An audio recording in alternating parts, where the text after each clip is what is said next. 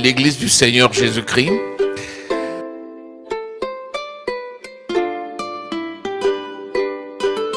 Pour amener l'évangile jusqu'aux extrémités de la terre, mais aussi amener les hommes et les femmes à marcher dans leur héritage en Jésus-Christ. Dès lors que nous avons cru, la parole de Dieu nous a été confiée et cette parole nous dit que les miracles accompagnent ceux qui ont cru. C'est une réalité à l'Église du Seigneur Jésus-Christ.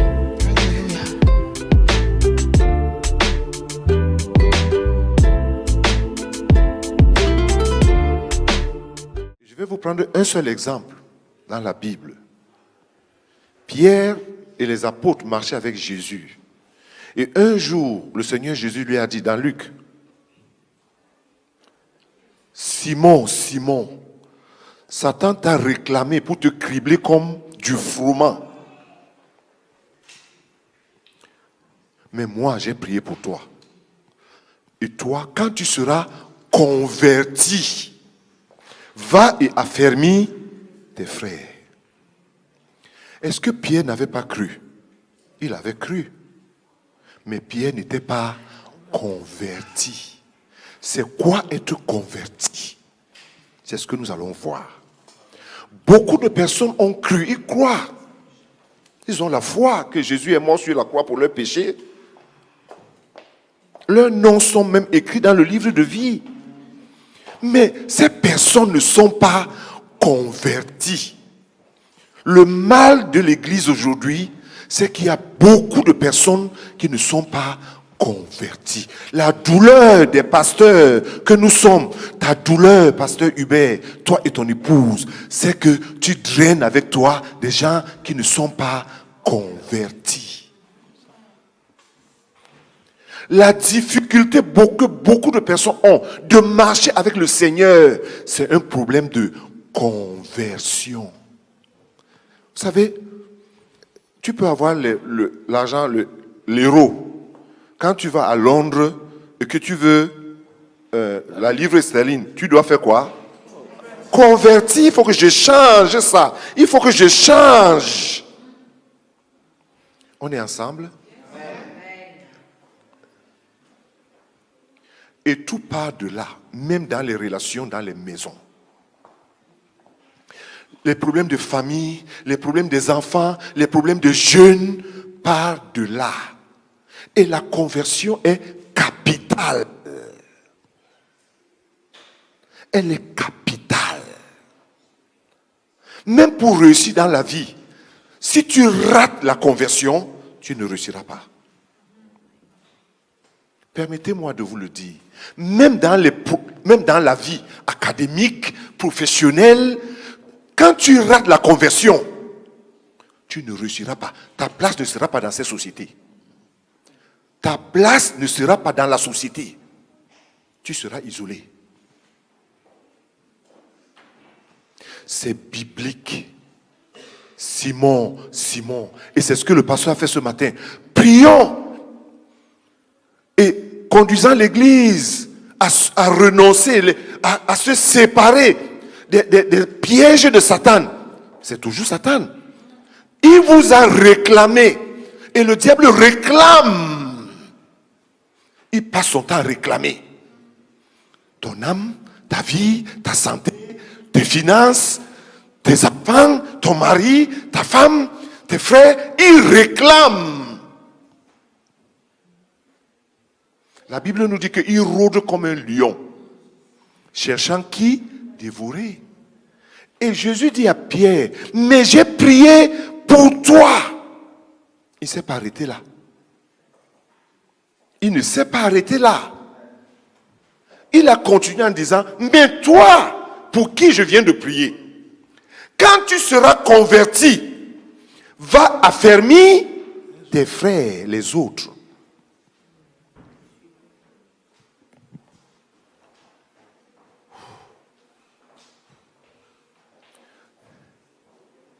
Si je n'étais pas converti, je ne sais pas si j'aurais un foyer stable. Je ne sais pas.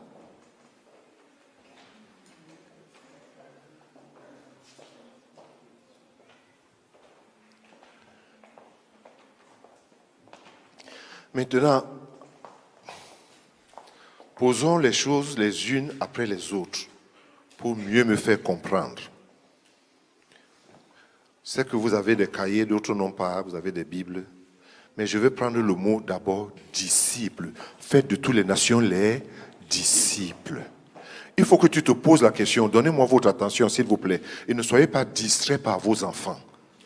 Ça fait une autre chose dans les églises que je déteste. Je vais vous dire ça honnêtement. Faites pas de vos enfants les idoles.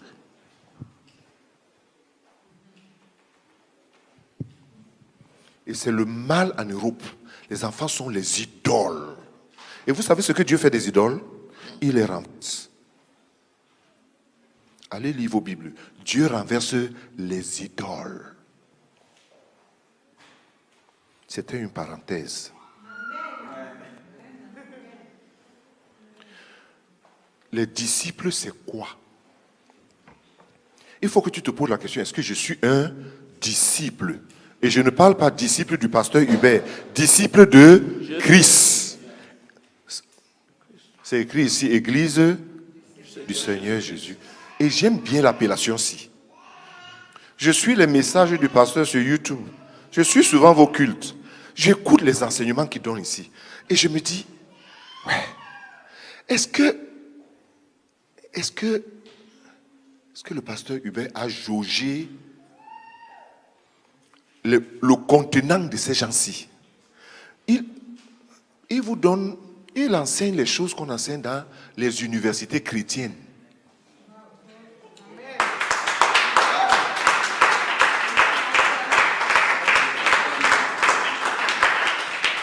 Maintenant, vous applaudissez pour qui? Le pasteur Hubert ou bien pour vous-même? Pour lui? Ok.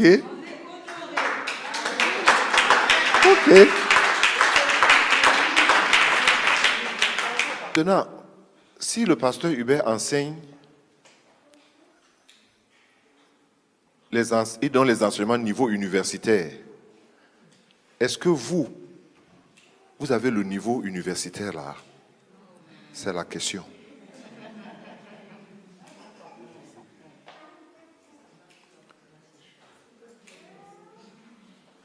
C'est quoi un disciple? En grec, disciple veut dire matétes. Je n'ai pas voulu mettre mon cours sur l'écran et vous montrer ça là-bas, comme j'ai l'habitude de faire. J'ai gardé tout dans mon ordinateur parce que je ne serai pas, peut-être là, 20 ou 30 minutes, je vais arrêter. Disciple en grec veut dire matétes, qui veut dire en français maths ou mathématiques.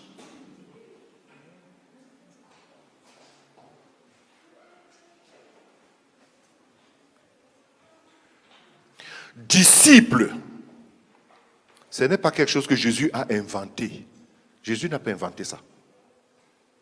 Ça existait bien avant qu'il ne vienne sur la terre. On faisait déjà des disciples. Ce mot veut dire matétes, qui veut dire maths. C'est-à-dire celui qui fait les mathématiques. C'est quelqu'un qui fait les mathématiques.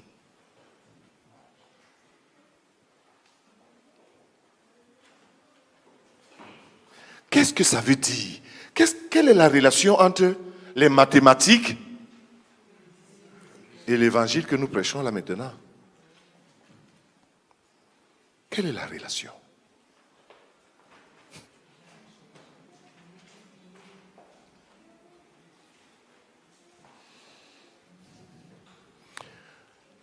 Dans le passage de la grande commission donc, que j'ai cité tout à l'heure dans Matthieu et tout ça, aller par tout le monde, faire de toutes les nations disciples. Quand on parle on parle de disciples, on parle de discipline. C'est une vie de discipline. Disciple veut dire une vie de discipline. Par rapport à quoi? Comme j'ai dit, la racine de ce mot en français c'est mathématique, qui signifie dévouement.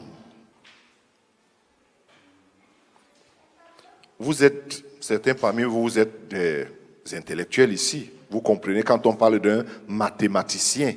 C'est quelqu'un qui fait des calculs.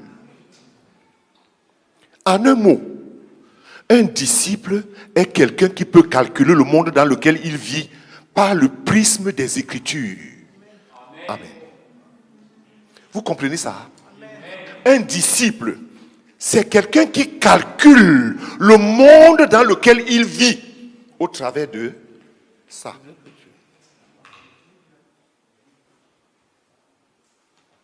Au travers de ça.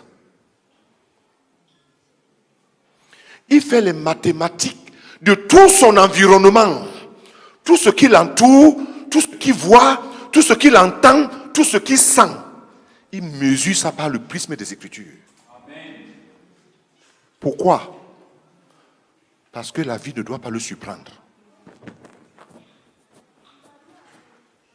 Un disciple n'est pas surpris par la vie.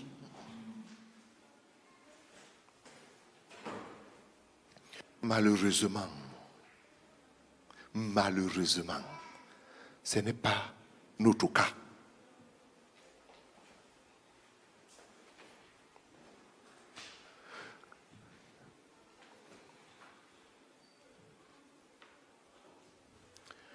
Un mathématicien, c'est quelqu'un qui fait des calculs. Il mesure. Écoutez bien aimé, le Seigneur Jésus a dit, si quelqu'un veut bâtir la maison, il commence. C'est ça qu'il a dit? Hein? Il dit, fais quoi? Non. Il s'assoit. Il calcule. Si après avoir commencé, il va finir. C'est écrit dans vos Bibles. Si quelqu'un veut bâtir une maison, il veut bâtir une tour, il s'assoit, il calcule. Si, après avoir commencé, il va terminer. S'il sait que s'il commence, il ne va pas terminer, il ne faut pas qu'il commence. Les gens ont fabriqué la vie chrétienne à autre chose qui n'est pas la vie chrétienne.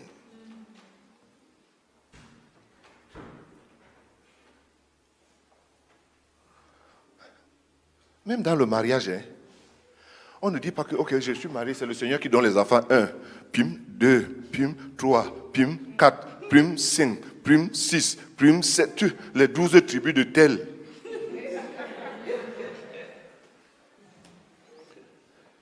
Quand tu as déjà fini de faire tes tribus, tu commences à dire, le Seigneur pourvoira. Seigneur pourvoira.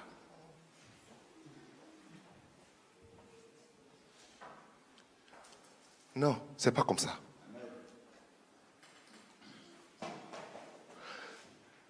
Un disciple, je répète encore, c'est quelqu'un qui calcule le monde dans lequel il vit. Il calcule le monde dans lequel il vit par le prisme des Écritures. Est-ce que tu peux dire ça à quelqu'un? Tu peux répéter ça à quelqu'un? Est-ce que tu peux dire ça un peu à quelqu'un là? Si tu as retenu, je veux voir si tu as retenu. Qu'est-ce qu'un disciple? Si on te pose la question, qu'est-ce qu'un disciple? C'est quoi un disciple? Pour toi, un disciple, c'est quoi? Bon, c'était pour vous réveiller parce que il ne faut pas que vous dormiez.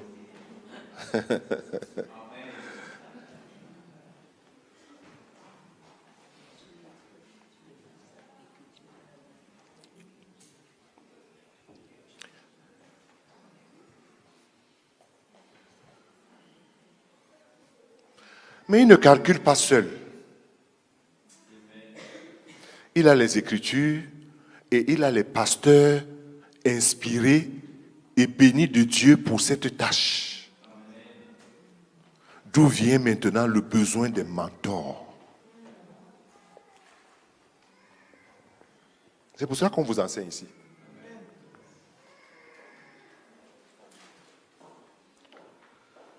C'est pour ça que vous avez des parents. J'ai posé une question aux jeunes de l'église au pays. que je vais aussi essayer de poser ici, sauf si vous me permettez de la poser. Hein?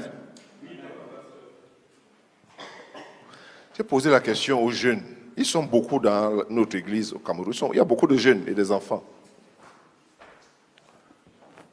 J'ai posé la question aux jeunes. Qui sont tes modèles? Et je vais vous poser cette question, si vous les parents. D'abord, vos enfants ont pour les modèles de vos enfants, c'est qui ou les qui? Hein? Non, ne me réponds pas, parce que tu vas répondre à toi-même tout à l'heure quand on va avancer. Quand tu regardes la vie de tes enfants, il y a quoi de toi qui est en lui?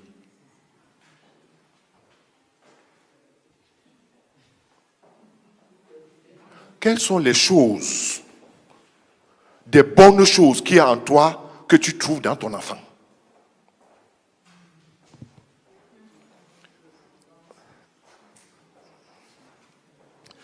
Mon fils, j'ai notre dernier fils, il a 23 ans cette année. Il s'appelle Kenneth.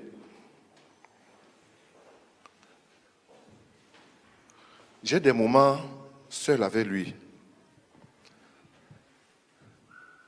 Mon fils, il a 3 ans. Il a commencé à écouter les mêmes musiques que j'écoute. Il prend les mêmes livres que je lis. Les mêmes choses que je fais, il cherche à faire les mêmes. Quand je lis un livre, il me dit, Dad, quand tu finis, tu me le passes. Et quand il prend, il lit, il s'arrête quelque part, on discute sur ça, sur un point. Il dit, telle chose, voici comme ça, voici comme ça. Comment tu peux expliquer ça? On discute. Il peut prendre mon cahier, il voit comment j'écris, il écrit, mais lui, il écrit, son écriture est plus belle que la mienne. Il écrit très bien.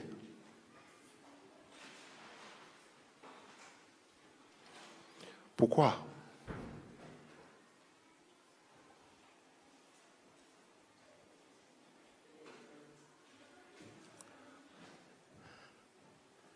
Aujourd'hui, nos enfants, leurs modèles sont dans le monde. Ce n'est pas dans le Seigneur. Les enfants que nous avons aujourd'hui ont pour modèle le monde.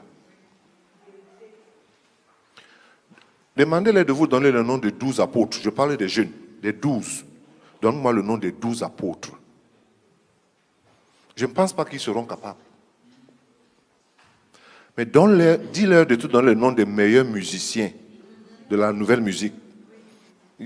La feuille va être, il faut donner une deuxième feuille. Ce n'est pas seulement ici en Europe, c'est partout. C'est général. Je ne parle pas pour vous, les jeunes ici, je parle de façon générale. Pour arriver à quelque part, quand je parle de disciples, je parle de disciples parce que ce que j'entends enseigner dans cette église, pourquoi le pasteur doit descendre ici et dire à certaines personnes d'avancer ou de se lever? Ça n'a pas de sens. Je vous assure, ça n'a pas de sens. Soit vous ne savez pas pourquoi vous venez ici, vous faites le suivisme. Puisque vos parents vont à l'église, vous ne pouvez pas rester à la maison, vous les suivez. Mais il n'y a aucune relation entre vous et Jésus. Aucune. Aucune. S'il y avait moyen d'être ailleurs, vous serez ailleurs. Ces choses de Dieu-là, ça vous dérange. Mais c'est une erreur. Une grave erreur. Moi, je suis encore jeune comme vous. Si vous voulez, on met une musique ici, maintenant, on part pour les danses là. Vous allez me voir. Je vais vous lâcher, ça vous n'avez pas me reconnaître.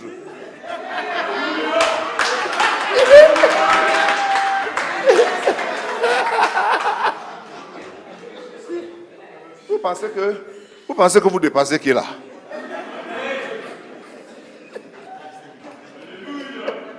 vous voulez, vous mettez une là, on met ça ici, les pas de danse.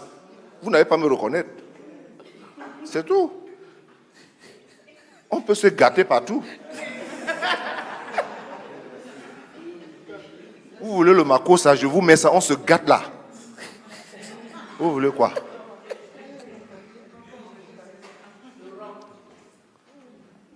Même le rock. Moi, je danse encore le rock. Tu peux encore faire quelque part. Si tu peux faire quelque part, là, tu viens. Toi et moi, là, on tourne là.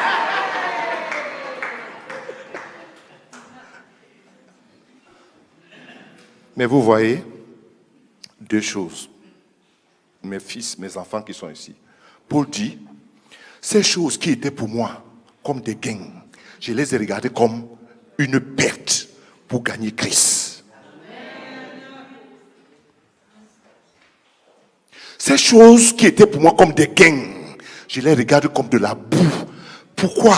Il y a quelque chose de plus excellent devant là-bas. Il y a Jésus. Quand tu rates de voir Jésus, tu es aveugle. Tu es aveugle. Et Paul disait à Timothée, un jeune comme vous, Timothée, mon enfant, fuis les passions de la jeunesse et recherche la justice, la pureté, ainsi de suite. Avec ceux qui invoquent le nom du Seigneur d'un cœur pur. Et dans l'Ancien Testament, David pose la question, comment le jeune homme rendra-t-il pur sa vie ou alors sa route? Comment un jeune homme va-t-il rendre pur pour arriver victorieux? Il dit en se dirigeant d'après le prisme des Écritures. Vous comprenez maintenant le disciple là? Vous comprenez ça? Est-ce que vous comprenez de quoi je parle? C'est un mathématicien. C'est-à-dire que, permettez-moi, si un jeune est appelé à monter ici pour prêcher l'évangile ou pour diriger, quand il s'habille, il faut que vous sachiez que quand vous vous mettez ici, on vous voit dans le monde entier. Par conséquent, ne portez pas ce que vous voulez. Ne vous habillez pas sur ce qui vous plaît. Non! Ça ne marche pas comme ça. Ne vous habillez pas comme des perroquets. Et vous vous mettez devant les gens. Comme ça. On va dire que c'est lui. C'est lui. Pourtant, quand il est ici devant, on le voit. C'est un homme élégant, bien habillé, respectueux.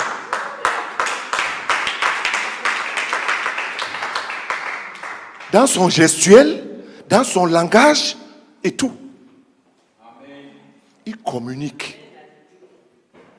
Parce que nous, dans la télévision, nous enseignons que ce que tu dis, on ne voit pas, on n'écoute pas la télévision avec les oreilles. On écoute la télévision avec les yeux. On te regarde d'abord avant d'accepter ton message. C'est la règle de la communication. On te regarde d'abord avant d'accepter ton message. Donc, comme vous avez une église qui prêche l'évangile à travers le monde par des moyens que nous avons aujourd'hui, chacun de vous doit se dire qui on va voir et qu'est-ce qu'on doit voir.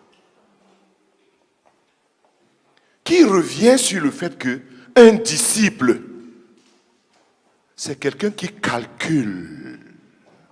Il calcule le monde dans lequel il vit. Il calcule. Tu n'entres pas n'importe où. Tu ne marches pas avec n'importe qui. Tu calcules. Tout chez toi, tu calcules. Surtout, vous vivez dans un monde ou dans une société de consommation. Qu'est-ce qui est bon et qu'est-ce qui n'est pas bon? La connaissance de la volonté de Dieu.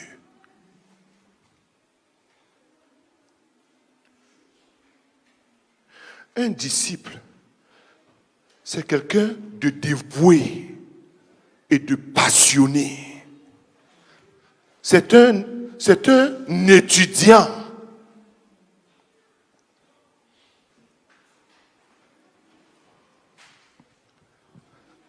Bien-aimés, avec tout le respect que je vous dois,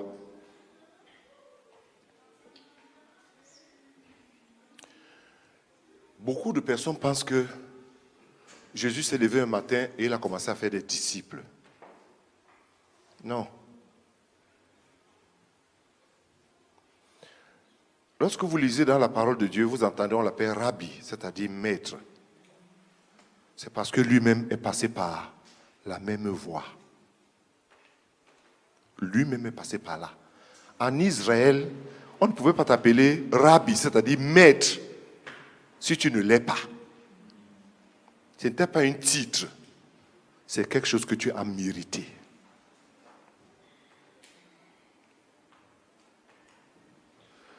Et Dieu ne nous a pas laissés seuls. C'est pour cela que dans Éphésiens, il est dit, pour l'édification du corps de l'Église, il a donné aux uns comme apôtres, évangélistes, ainsi de suite, et enseignants, pasteurs. Et il vous a donné ici un enseignant pasteur. Amen. La question c'est, tout ce que j'ai reçu ici, où est le résultat de ça dans ma vie? Où est la transformation? Où est mon engagement? Il est où? Paul disait à Timothée, ce que tu as appris de moi, ce que tu as entendu, confie-le aussi à des hommes fidèles. Il y a comme un désir d'une succession pour que la vie continue.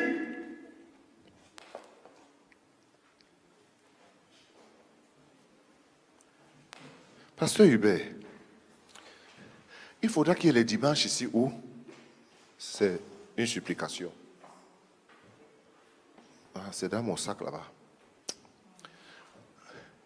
N'aie pas peur que certaines personnes ici, ils vont mal faire, qui viennent échouer pour apprendre. Tu les mets ici, tu t'assois là-bas derrière, ou même tu n'es même pas dit, frère, prêche. Frère, prêche-nous. Prêche. Je vais vous lire quelque chose que j'ai écrit aux frères de l'église. Juste une petite lettre que je laisse. Ils sont 12 comme ça. J'ai pris du jeûne et de prière. Et je les ai envoyé la lettre. Si quelqu'un aspire à la charge d'évêque, il désire une œuvre excellente. Voici les conditions. Il faut donc que l'évêque soit irréprochable, mari d'une seule femme, sobre, modéré, réglé dans sa conduite, hospitalier, propre à l'enseignement. Il faut qu'il ne soit ni adonné au vin, ni violent, mais indulgent, pacifique, désintéressé. 3. Il faut qu'il dirige bien sa propre maison, qu'il tienne ses enfants dans la soumission et dans une parfaite honnêteté. 4. Car si quelqu'un ne sait pas diriger sa propre maison, comment prendra-t-il soin de l'église de Dieu? Il ne faut pas qu'il soit un nouveau converti, de peur qu'enflé d'orgueil, il ne tombe sous le jugement du diable. Quand les gens viennent de croire, là, après on commence à les féliciter beaucoup, ils pensent qu'ils sont déjà boubou. Ils gonflent comme un oiseau qu'on appelle koba koba. Je n'ai pas fini. Amen. Les diacres aussi doivent être honnêtes, éloignés de la duplicité, des excès de vin, d'un gain sordide, conservant le mystère de la foi dans une conscience pure. Qu'on les éprouve d'abord et qu'ils exercent ensuite leur ministère s'ils sont sans reproche. Les femmes de même doivent être honnêtes, non médisantes, sobres, fidèles en toutes choses. Les diacres aussi doivent être maris d'une seule femme et diriger bien leurs propres enfants et leur propre maison. Car ceux qui remplissent convenablement leur ministère s'acquièrent un rang honorable et une grande assurance dans la foi en Jésus-Christ. Je t'écris ces choses avec l'espérance d'aller bientôt vers toi, afin que tu saches, si je tarde, comment il faut se conduire dans la maison de Dieu, qui est l'église du Dieu vivant, la colonne et l'appui de la vérité. Amen. Chers frères dans le Seigneur, considérez ceci comme un avis et un appel pour nous de rechercher les grâces de Dieu, en nous efforçant par sa force de garder notre confiance en lui. Aussi, il m'a semblé bon de partager avec vous ce que j'estime être certains principes louables afin de mieux avancer. Personnellement, je n'ai pas le sentiment dans mon cœur d'être appelé à être pasteur d'une église locale. Mais membre à part entière d'une assemblée, oui, sous l'autorité de cette église, où je donne nos dîmes et nos offrandes. Car le ministère que j'exerce avec mon épouse ne me donne pas de place pour être pasteur d'une église locale. Je suis comme un itinérant vers d'autres. Et puis, que disent les prophéties à mon sujet? Et comment m'identifier à cela? Quelle forme je dois donner à ma vie? Être pasteur de l'église locale, être pasteur de cette assemblée locale, bloquera plusieurs ministres et leur ministère et tout le potentiel de Dieu en eux. Je pense très humblement qu'il est bon pour moi d'aider ceux que Dieu a appelés, les former, les bâtir et les établir dans les champs de Dieu. Aussi, il nous faut avancer et poser des actes concrets qui consistent à établir dans l'assemblée des responsables qui auront la charge de porter cette assemblée, qui est la maison de Dieu, l'église du Dieu vivant. Notez ce que la Bible dit. Si quelqu'un aspire ou désire, par conséquent, ce n'est pas un ordre, mais une question de bonne volonté et une bonne disposition de cœur. Selon le modèle des Écritures, l'assemblée est sous l'autorité d'un collège des anciens et des diacres, diaconesses. C'est parmi ces anciens que l'on désigne l'un d'eux comme pasteur principal qui est soumis au collège des anciens.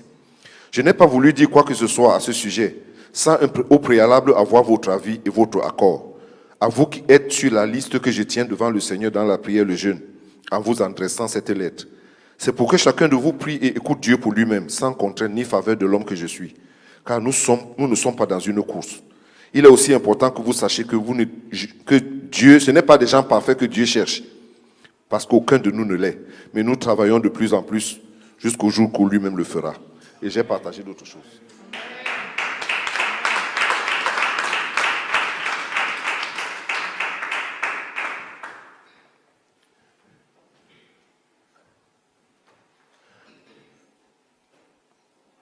Beaucoup de personnes sont parties de cette assemblée. C'est triste. Mais il faut que vous vous posez la question. Quel rôle j'ai joué? Ou alors, quel rôle je joue?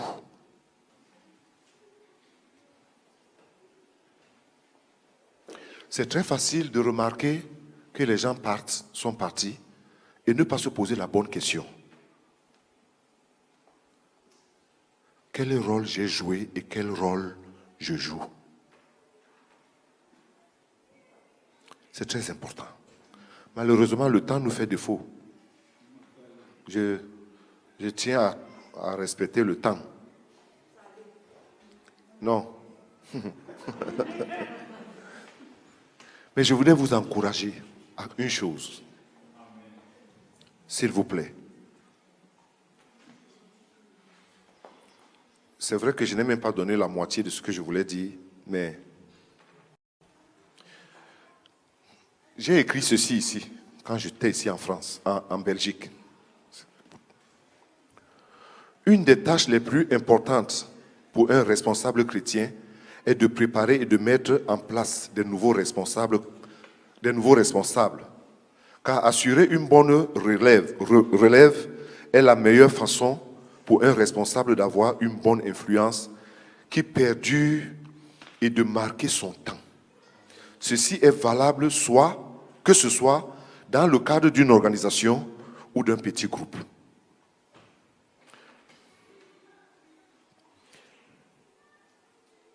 Et je suis allé dans la Bible pour chercher les 3 choses majeures que Paul cite à Timothée. Il faut toujours garder en vue que la réussite engendre toujours des problèmes. Pasteur Hubert, la réussite engendre toujours des problèmes. Alors ne te décourage pas.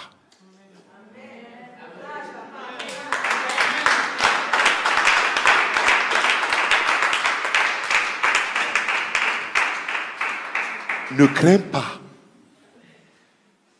Ne crains pas.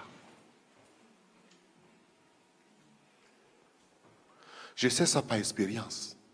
40 ans. Je sais. Je connais ce que c'est que ces frustrations à l'intérieur.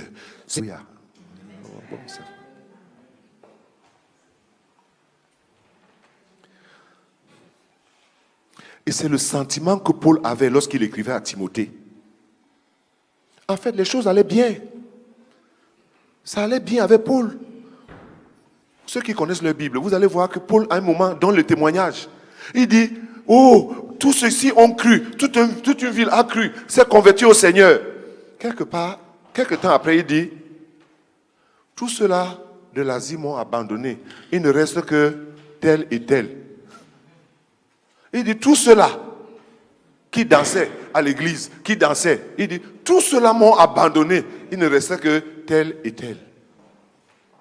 Souvenez-vous, bien-aimés, et toi, chers frères et collègues,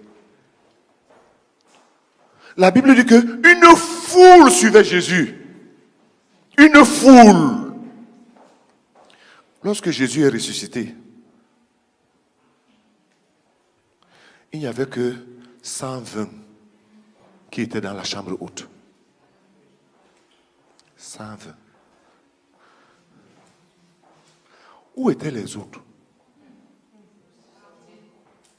Ils étaient où?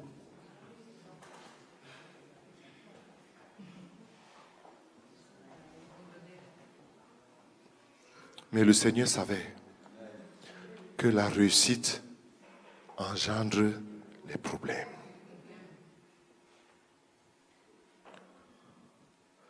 Alors Paul était inquiet. Il voulait... Je suis obligé de sauter certaines choses, s'il vous plaît, pour que j'essaie de... Ce ne soit pas un long enseignement là maintenant. Je sais que vous aimez les enseignements. Vous avez un enseignant ici. Vous avez les enseignants ici. Paul cite à Timothée 3 choses qui apportent des problèmes dans l'Église. La première chose qu'il cite, c'est l'amour de l'argent.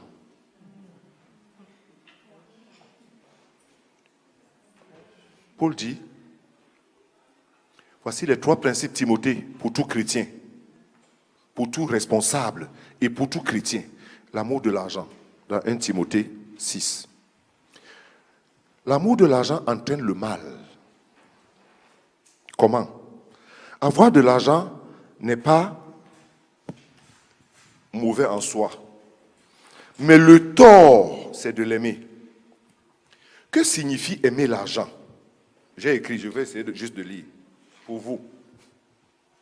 Ne me tapez pas la fin. Parce que moi-même, j'ai prié. Je suis sorti de la maison chez Francis. J'ai commencé à marcher en allant vers l'éclair là-bas en priant, en me repentant. En fait, quand vous aimez une personne, vous pensez à elle sans cesse.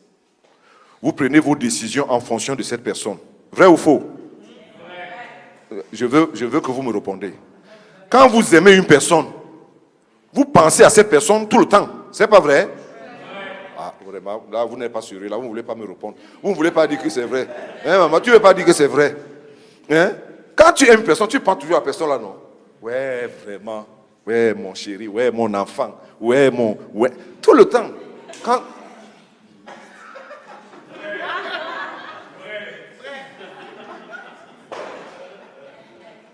C'est ça. Et vous prenez des décisions en fonction de cette personne. Vous faites des choix en fonction de cette personne. Et vous lui consacrez beaucoup du temps. Et vous lui consacrez beaucoup du temps. Alors j'ai écrit en bas. C'est ici qu'il faut se répondre à soi-même. Cela décrit-elle ma relation avec l'argent? On est ensemble ici. Qui est l'équipe bavarde là?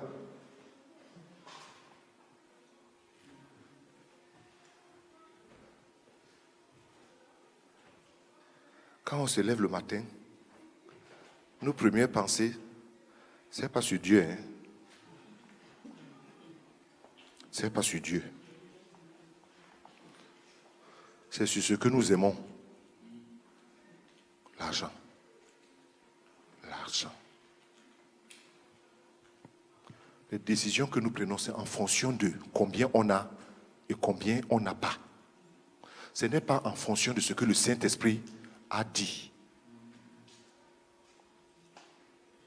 Aujourd'hui, nous ne prenons plus de décisions à partir de principes que Dieu a dit, par la foi. C'est par l'argent.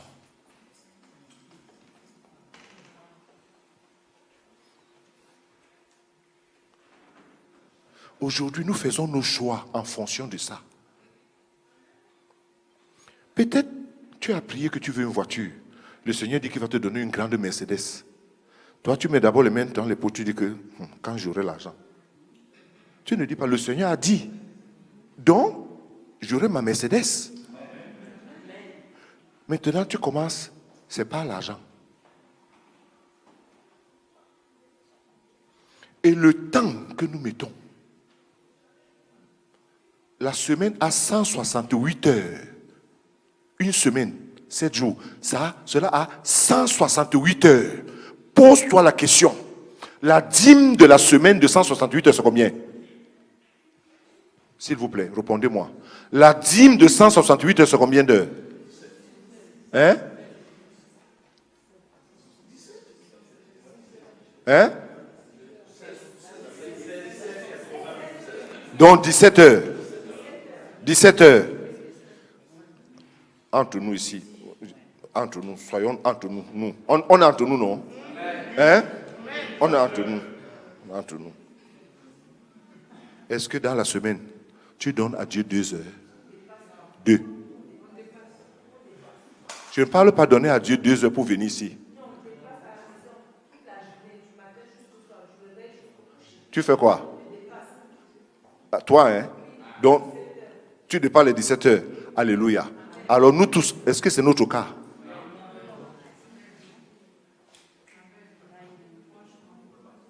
Est-ce que c'est notre cas? Vous comprenez ce que ça veut dire l'amour d'eux? C'est-à-dire que c'est la chose à laquelle tu consacres plus de ton temps. C'est là où tu mets plus de ton temps. C'est là où tu mets plus de ton énergie. Il est difficile. Pourquoi les gens viennent en retard à l'église? Parce que Dieu n'est pas leur priorité. C'est tout. Excusez-moi de vous le dire. Excusez-moi de vous le dire. Mon fils dit que je suis programmé comme la montre. Si. Pour mon Dieu, je me suis programmé. Pourquoi? Je suis un disciple. Un disciple, c'est quelqu'un qui vit sous la discipline. Je ne me réveille pas le matin pour aller à l'église. Je réfléchis sur quoi je porte. Je sais ça depuis vendredi. Depuis vendredi, je sais ce que je vais mettre. Je le sais. Et c'est prêt. Et c'est prêt. Je sais qu'elle, à partir de ma culotte, en bas, jusqu'en haut, je connais. Pourquoi? Je suis un disciple qui est soumis à un principe qu'on appelle la discipline, qui calcule le monde dans lequel je vis par le prisme des Écritures. Pourquoi? Parce que le monde veut nous obliger à marcher comme il veut. Vous n'avez pas encore compris ça. Non, vous n'avez pas compris. Non, vous n'avez pas compris. Si vous aviez compris ça, vous serez violent. Vous serez violent avec vous-même.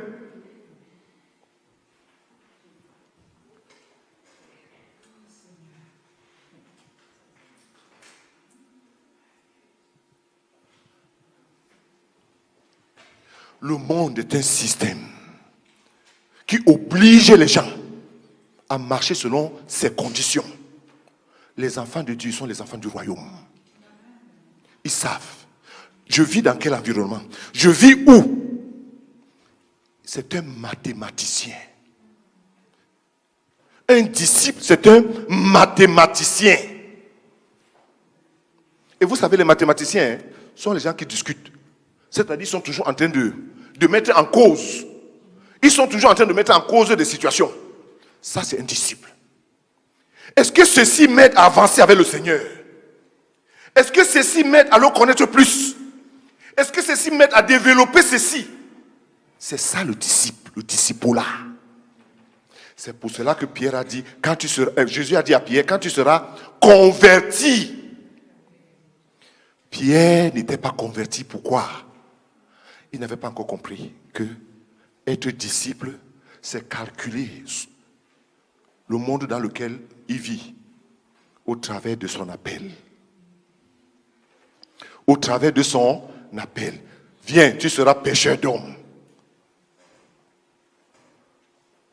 Il n'avait pas compris.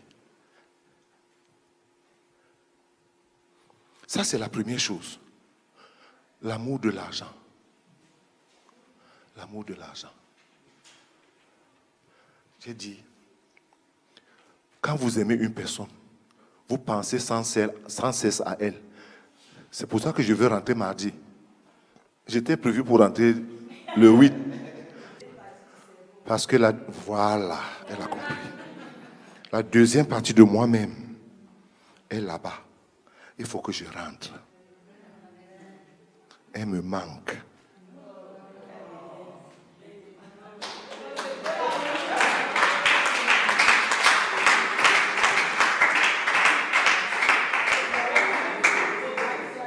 Pasteur Hubert, il y a les enfants de Dieu dont Dieu ne les manque pas. Dieu ne les manque pas. Est-ce que Dieu te manque? Est-ce que tu sens que Dieu te manque? Au point où tu dis qu'aujourd'hui, ni cuisine, ni quoi que ce soit ici, rien. C'est Dieu et moi. Mais comme vous êtes dans un bunker qui veut que il y a un ancien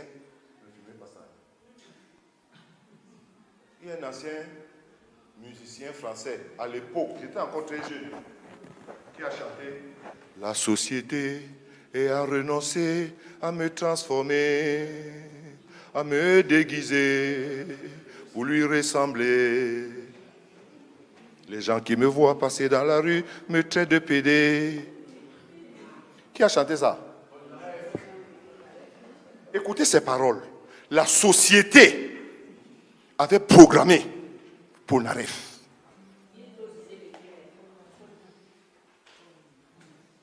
La société avait programmé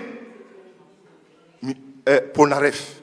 La société a des programmes. Alléluia. La société a des programmes contre les hommes. C'est pour ça que quand je t'entends souvent enseigner ici, je dis que est-ce que les frères se savent qu'ils sont à l'université? Est-ce qu'ils comprennent même le cours magistral qu'on donne là? Peut-être il faut que tu amènes ça au niveau du collège. Hein?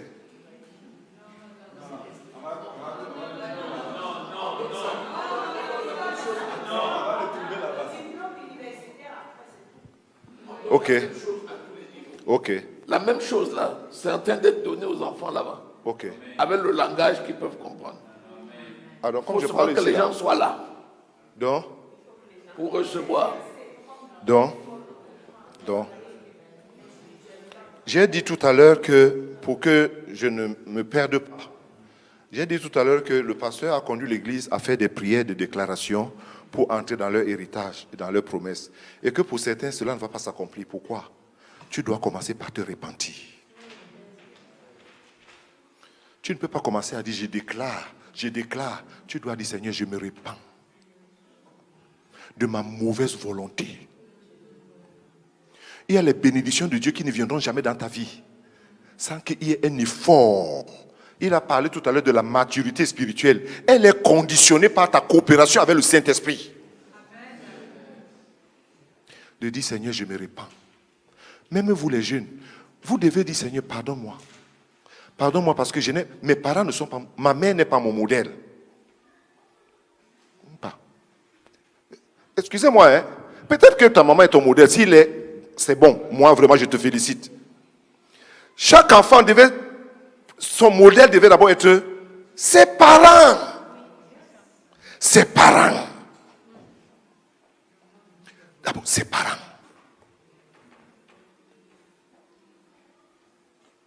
Voilà ma soeur aînée qui est assise là.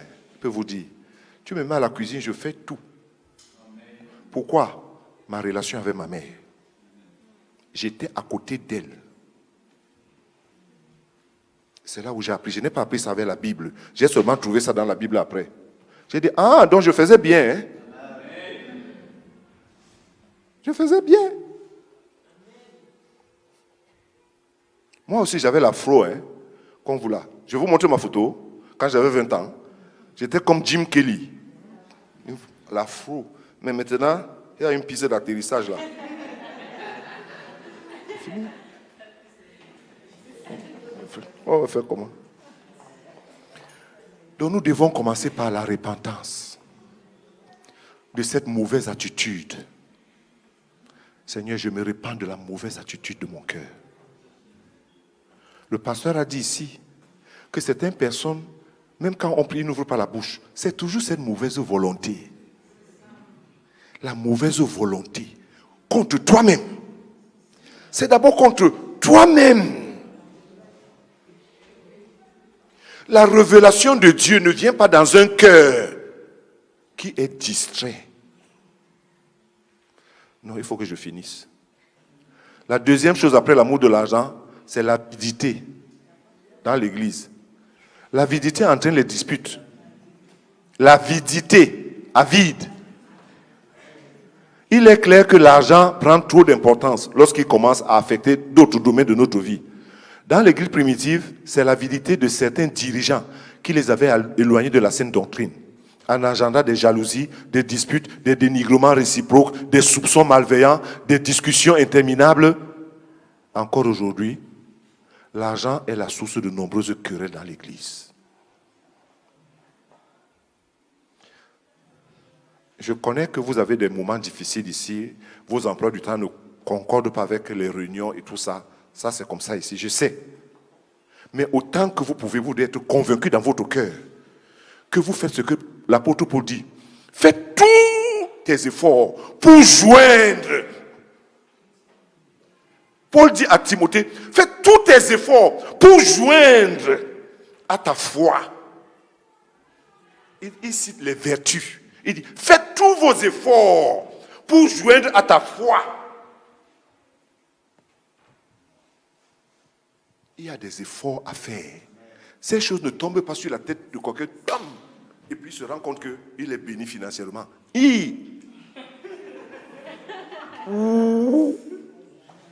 L'argent, le genre là, ça fait peur, hein? Tu te lèves un matin, sur le lit, tu trouves que le matelas même a été soulevé comme ça parce que l'argent est là-bas en bas. Il faut déménager. Tu trouves un tel argent, tu déménages, tu quittes même la maison là. Quitte-toi, va loin. Tu ne sais pas comment c'est venu, tu trouves seulement que ton matelas est bombé derrière. Tu regardes comme ça, c'est l'argent, une montagne d'argent. Tu portes tes choses, tu ne bavardes même pas, tu sors. Tu ne restes pas dans la maison là. Oh, la troisième chose, c'est la foi qui conduit et entraîne au contentement. Voilà les trois principes dont Paul enseignait à Timothée. Mais le fardeau de Paul, c'était de savoir que ce que Timothée recevait, ça transformait sa vie. J'ai dit à moi-même et aux frères que l'évangile que nous entendons ou que nous prêchons doit avoir trois choses dans ma vie, dans nos vies. Premièrement, ça doit me changer moi-même. Et ce que ça doit changer en moi, c'est le caractère. Dieu n'a pas besoin de bons prédicateurs seulement. Il a besoin de gens équilibrés. Un bon chrétien est une personne équilibrée. Et la bonne manière de savoir si tu es équilibré, c'est dans ta maison. Parce que ici, tu peux nous fermer les yeux. Quand on te voit, oh Seigneur. Tu pars, toi, tu tombes, on dit qu'il est rempli.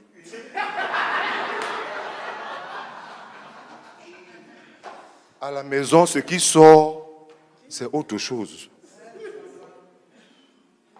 C'est autre chose. On t'appelle Christian. Qu'est-ce qu'il y a?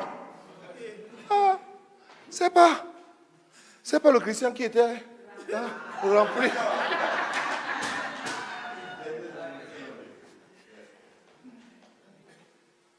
J'ai vu 2 sœurs lutter pour la nourriture, le ndolé. Après qu'on a fini de prêcher, on parlait même du Saint-Esprit. On devait manger. J'ai dit aux gens de se mettre en rang.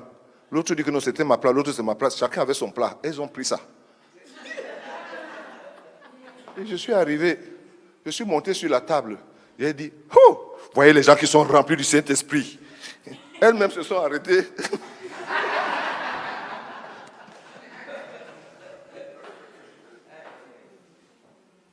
Il faut que tu te poses la question, quelles sont les transformations qu'il y a eu dans ma vie?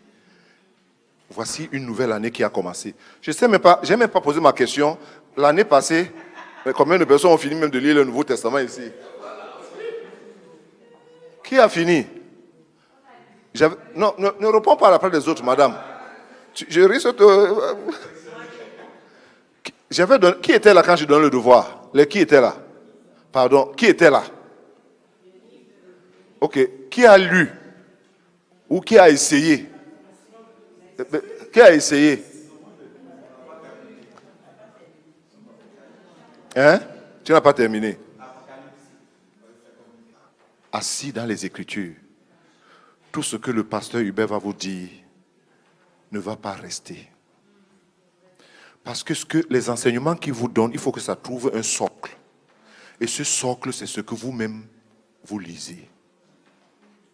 Je vous en prie, frère, je vous en supplie. Toutes les bonnes choses que cet homme vous enseigne ici, pour que cela ait du répondant dans vos vies, il faut que ça trouve un socle. Tant que ça ne trouve pas ça, vous lui faites bavarder tellement et vous lui donnez du travail. Vous le fatiguez.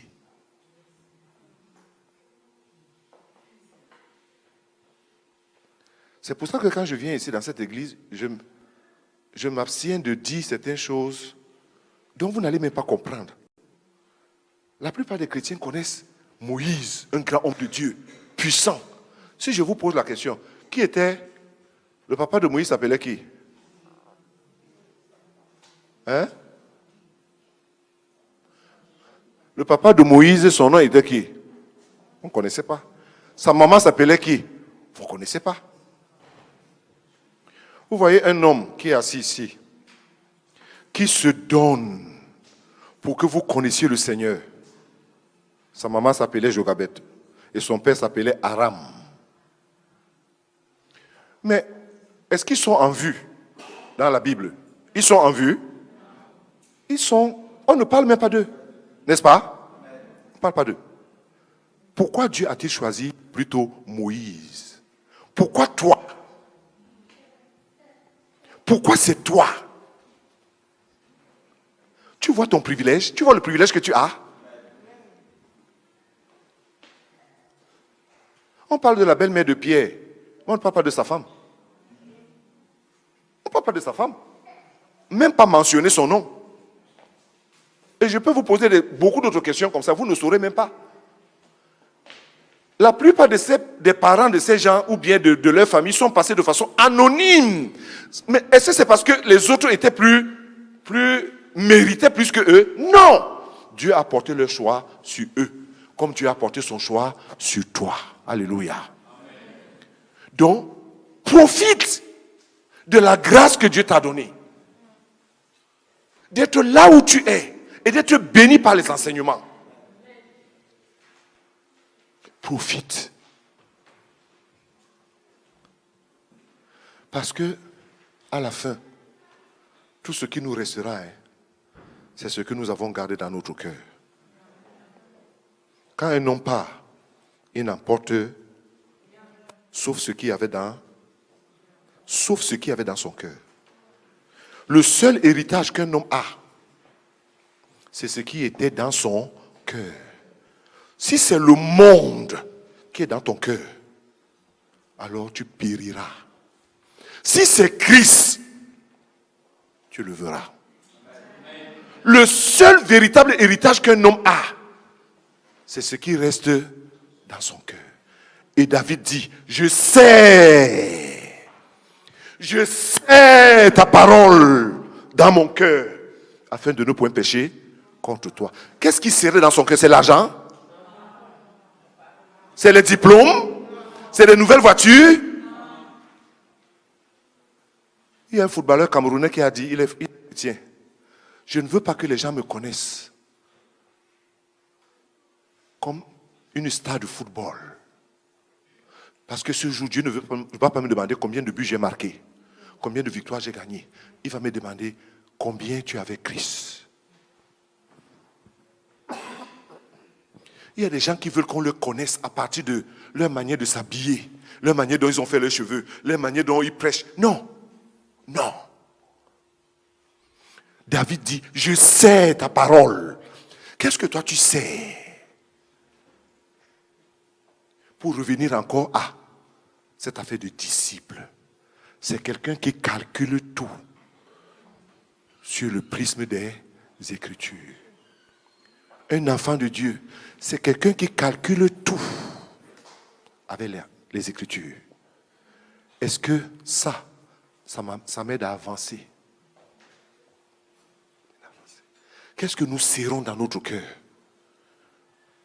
Notre réputation? La réputation, c'est ce que les gens connaissent ou pensent de toi. Ou alors ta conscience. La conscience, c'est la lecture que Dieu a de ta vie. Qu'est-ce que tu sais? Pouvons-nous nous lever? Nous allons prier pour commencer d'abord par nous repentir, afin que nous entrons dans la pleine bénédiction dont le pasteur a conduit l'église tout à l'heure.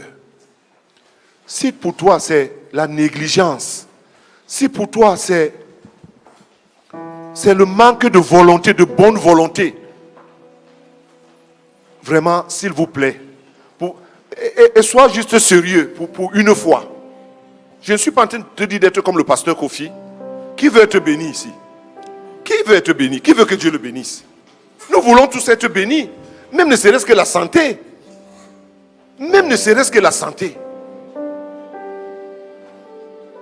Qui veut voir sa famille être bénie? Nous tous. Donc prions que le Seigneur nous pardonne.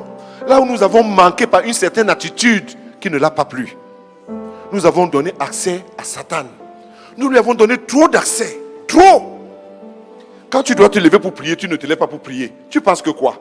Quand tu dois te lever pour lire la Bible, tu ne lis pas la Bible. Tu penses que quoi? Mais quand il s'agit de vos choses, quand il s'agit de vos choses ou des choses de vos enfants, ils ne peuvent pas être en retard là-dedans. Ils ne peuvent pas. Même si tu dors à 2h du matin, à 4h tu es debout. Mais quand il s'agit de Dieu, tu tournes sur le lit comme un esprit. Nous repentons-nous de cette attitude-là. Et coopérons avec le Saint-Esprit pour que la grâce de Dieu, dont la Bible dit source de salut pour tous les hommes, qui a été manifestée, elle nous enseigne à renoncer. Prions ensemble, s'il vous plaît. Nous sommes en prière. Prie pour toi-même. Demande au Seigneur de te pardonner. Prie à la langue qui te convient. De cette attitude, la négligence, la mauvaise volonté, la rébellion dans ton cœur, ou la rébellion même à la maison. Surtout vous les jeunes. Demande au Seigneur de te pardonner. Qui te pardonne tout ce qui ne lui plaît pas en toi. Demande-lui juste de te pardonner. Tout simplement. Tout simplement. Avec les paroles qui te sont propres. Oui, Seigneur. Oh, nous voulons vraiment te connaître, Seigneur. Nous voulons vraiment te connaître. Tu as la véritable lecture de cœur de chacun de nous, de notre vie. Seigneur, ce matin, ce midi, nous venons à toi pour te demander pardon. Pour te demander pardon de la mauvaise volonté, de la mauvaise attitude de cœur. Pour te demander pardon. Tu veux nous bénir. Tu es disposé à nous bénir. Tu es disposé à nous guérir. Tu es disposé à nous restaurer. Mais nous prions, Seigneur. Nous voulons commencer par la repentance, en regrettant ces choses qui nous ont empêchés d'entrer dans l'intimité à caractériser et qui nous caractérisent plusieurs fois dans beaucoup de domaines. Seigneur, pardonne même cet amour de l'argent dans nos cœurs. Pardonne la manière dont nous chérissons l'argent. Pardonne le temps que nous mettons à penser à l'argent. Pardonne l'idolâtrie dans nos cœurs de l'argent. Pardonne le fait même de manquer de foi, de prendre des décisions par rapport à l'argent, de faire des choix par rapport à l'argent, pas par rapport à ta volonté, pas par rapport au Saint-Esprit. Seigneur, je prie pour moi-même, je prie pour l'église ici. Seigneur, je prie pour une nouvelle onction, Seigneur, de cœurs contrits. Je prie que tu libères la contrition dans nos cœurs, même en partant d'ici, Seigneur. Donne-nous de passer devant toi, Seigneur. Accorde à chacun ici de corriger ce qui a corrigé. Accorde à chacun de nous de corriger ce qui a corrigé. Et guéris nos cœurs de nos handicaps. Guéris nos cœurs, Seigneur, de cette paralysie. Regarde ta relation avec l'argent. Regarde ta relation avec l'argent. Quand tu l'as, tu sembles être plus heureux, plus content. Mais quand tu ne l'as pas, tu es triste. Tu es triste. C'est comme si la foi meurt. Et demande au Seigneur de te guérir de cette attitude. L'argent a maintenant conditionné nos humeurs. L'argent ne doit pas conditionner nos humeurs. Oh, Shakabada Soko. Korobaba Sabada. Notre bonheur ne dépend pas de l'argent. Notre rire, notre sourire, notre bonne humeur à la maison. Notre bonne humeur les uns les autres. Notre présence à l'église. Notre présence à la réunion de prière. À l'enseignement. Ne doit pas être conditionné par cela. Oh Saint-Esprit. Merveilleux Saint-Esprit. Shokorobaba Sikli.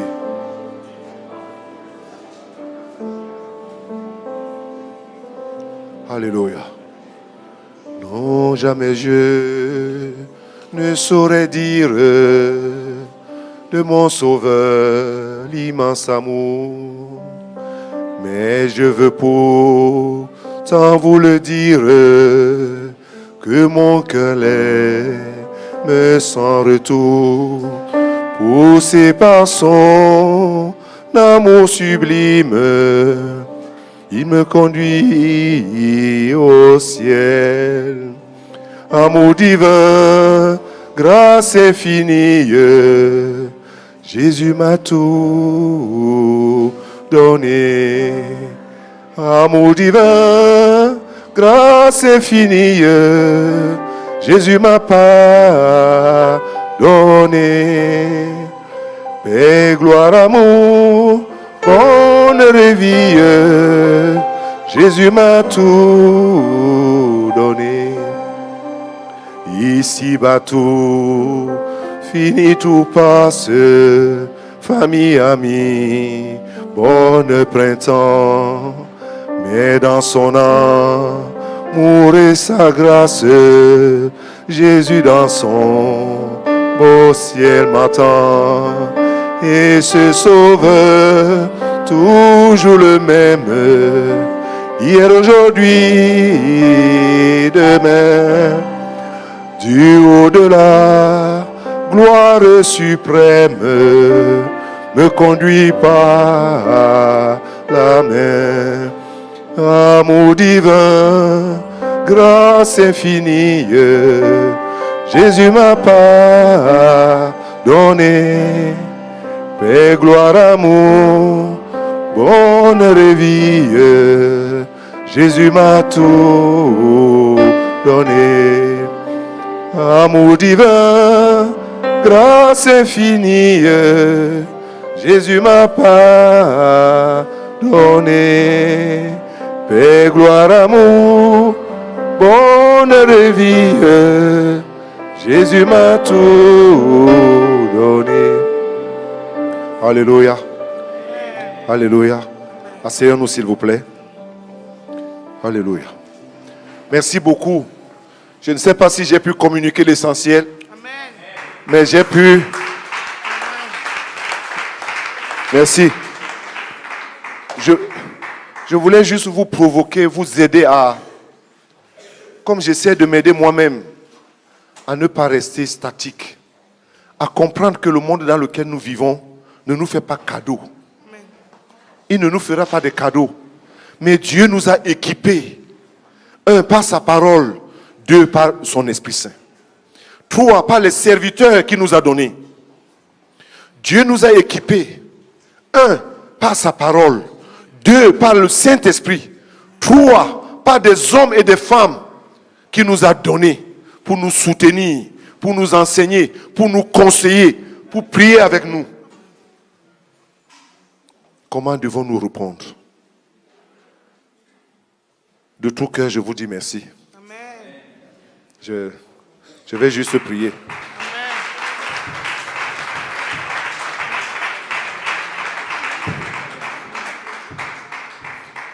Je vais juste prier. Si nous pouvons nous lever une fois, je vais prier.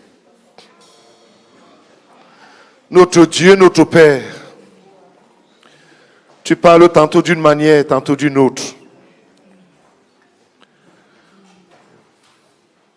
C'est toi qui nous connais, Seigneur.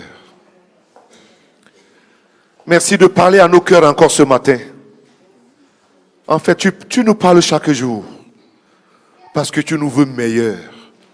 Tu nous veux guéris. Tu nous veux délivrer. Tu nous veux équilibrer en un mot. J'ai utilisé un langage humain pour parler à ton peuple. Mais je prie au nom de Jésus-Christ que par la puissance du Saint-Esprit, ce qu'ils ont entendu et ce qu'ils avaient déjà entendu dans cette église, Seigneur, tu multiplies cela en vie. Que chacun prenne conscience de l'appel et de la vocation qui lui a été adressée. Seigneur, je prie au nom de Jésus-Christ que chacun ici prenne conscience du privilège unique qu'il a reçu de toi, d'être appelé enfant de Dieu. Seigneur, je prie ici pour moi et pour mes frères, du plus petit jusqu'au plus grand, que tu nous bénisses avec la bonne volonté. Cette bonne disposition de cœur qui va nous aider à faire nos efforts là où nous devons faire nos efforts, afin de te trouver là où tu te tiens dans nos vies. Je te recommande également, Seigneur, ce couple pasteur ici. Seigneur, fortifie-les.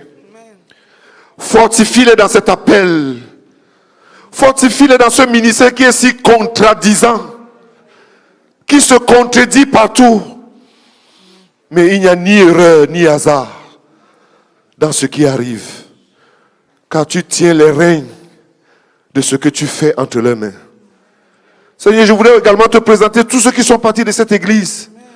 Pour une raison, pour une autre. Que tu les puisses les convaincre. Que un tort, plus un tort, ne fait pas le droit.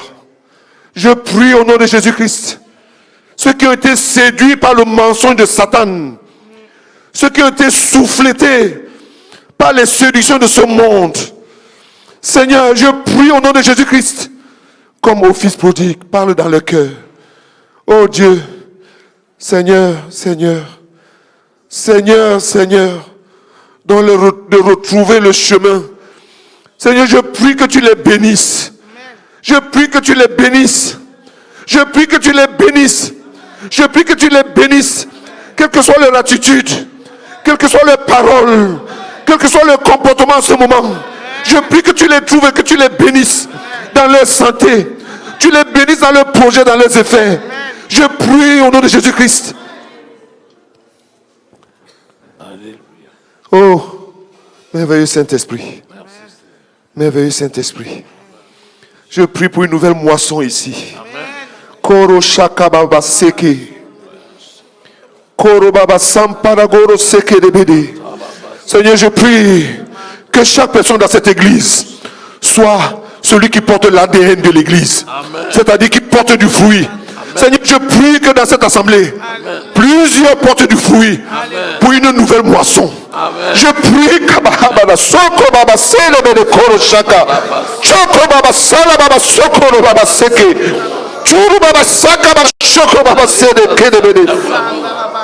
Seigneur, fais une œuvre nouvelle. Fais une œuvre nouvelle. Fais une œuvre nouvelle. Fais une œuvre nouvelle dans nos vies. Fais une œuvre nouvelle, Seigneur. Fais une œuvre nouvelle. Et qu'il soit dit, c'est la main de l'Éternel. Tu as dit, tu bâtis ton église. Et les portes du séjour de l'enfer ne prévaudront point contre elle. Soyez bénis au nom de Jésus. Et bénis dans votre corps, dans votre esprit. Que les arts de l'Esprit de Dieu vous accompagnent.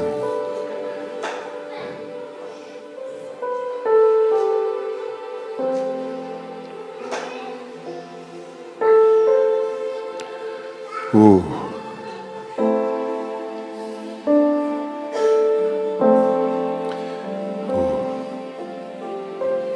Alléluia.